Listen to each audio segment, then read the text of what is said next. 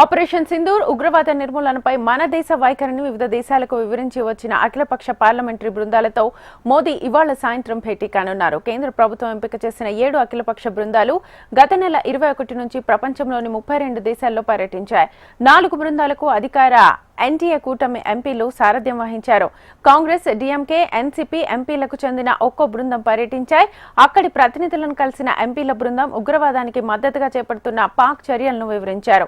ఈ పర్యటనలో పలు దేశాలు భారత్ కు మద్దతుగా నిలుస్తామని తెలిపాయి. ఇక ఇవాళ జరిగే సమావేశంలో తమ పర్యటన విశేషాలను ప్రధాని మోదీకి అఖిలపక్ష బృందాల ప్రతినిధులు వివరించనున్నారు.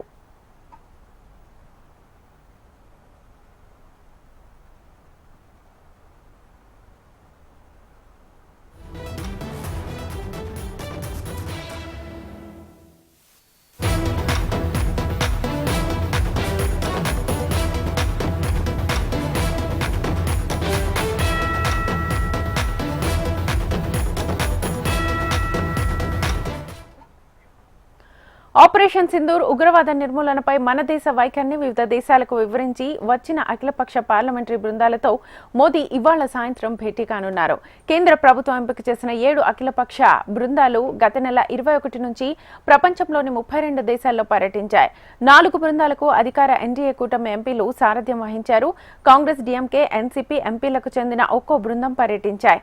అక్కడి ప్రతినిధులను కలిసిన ఎంపీల బృందం ఉగ్రవాదానికి మద్దతుగా చేపడుతున్న పాక్ చర్యలను వివరించారు. ఈ పర్యటనలో పలు దేశాలు భారత్ కు మద్దతుగా నిలుస్తామని తెలిపాయి. ఇక ఇవాళ జరిగే సమావేశంలో తమ పర్యటన విశేషాలను ప్రధాని మోదీకి అఖిలపక్ష బృందాల ప్రతినిధులు వివరించనున్నారు.